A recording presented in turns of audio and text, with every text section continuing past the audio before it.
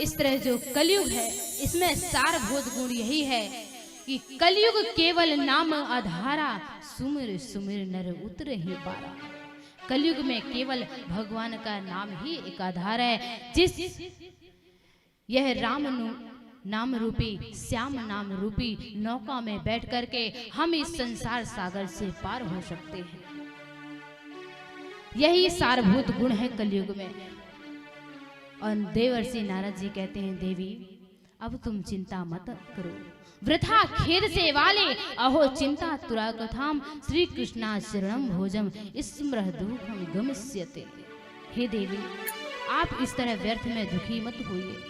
और ऐसा भक्ति देवी को आश्वासन देके नारद जी उसके पुत्र जो हैं ज्ञान और वैराग की ओर दृष्टि डालते हैं, उन्हें जगाते हैं। ज्ञानम प्रबुद्धताम शीघ्रम रि वैराग्यम प्रबुद्धताम। हे ज्ञान हे वैराग्य जागो उठो।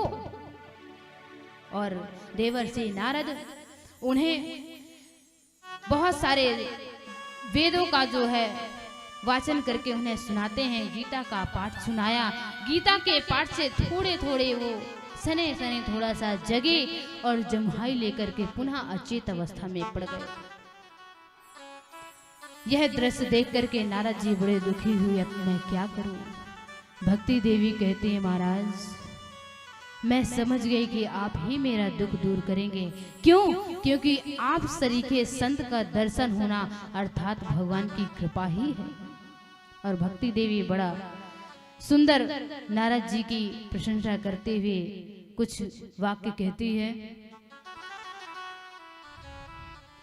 जयति जगति माया यस काया धवस्ति, जयति जगति माया यस काया धवस्ति, जयति जगति माया, जयति जगति माया, जयति जगति माया यस काया धवस्ति, जयति जगति माया, जयति जगति माया।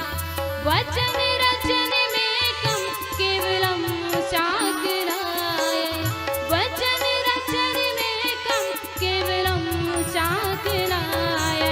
ध्रुव पद्मपि यातो यत् कृपातो ध्रुवोऽयं, ध्रुव पद्मपि यातो यत् कृपातो ध्रुवोऽयं।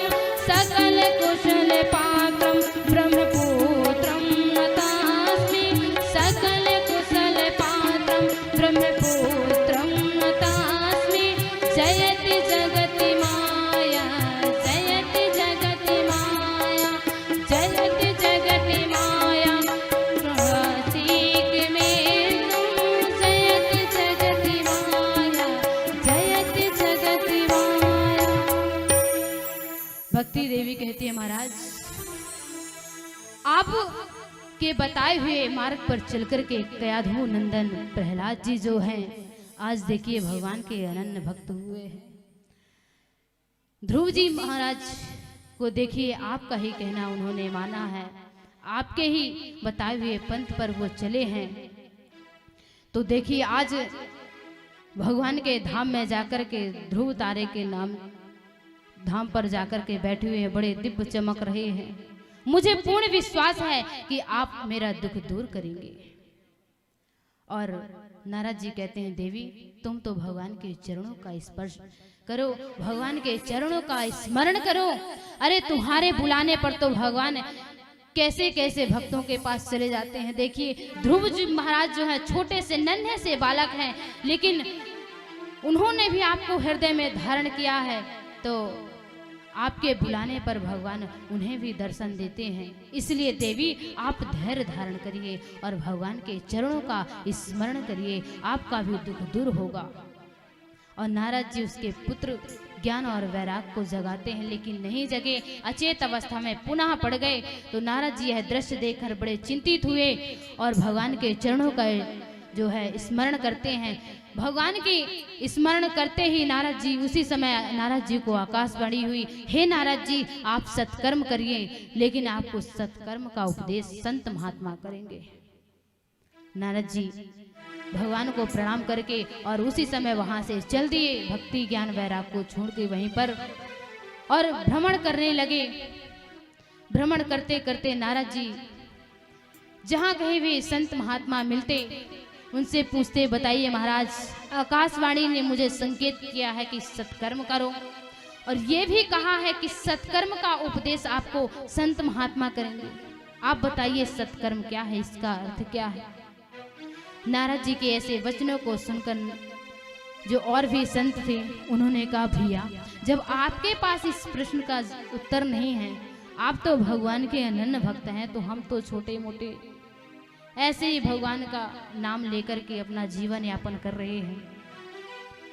तो आप जैसे भक्त के पास इस समस्या का समाधान नहीं है, तो हम कैसे महाराज बताइए कैसे कर सकते हैं, आपको कैसे बताएं कि सत्कर्म का अर्थ क्या है।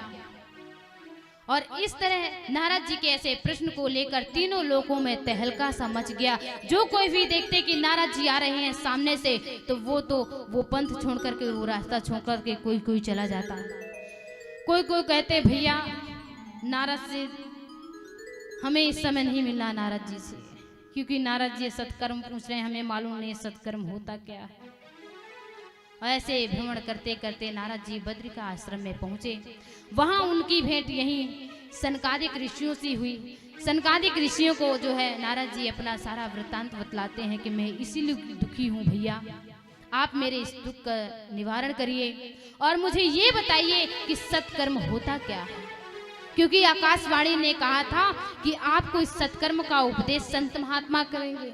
आप सरी के संत ही बता सकते हैं कि सत्कर्म का अर्थ क्या है।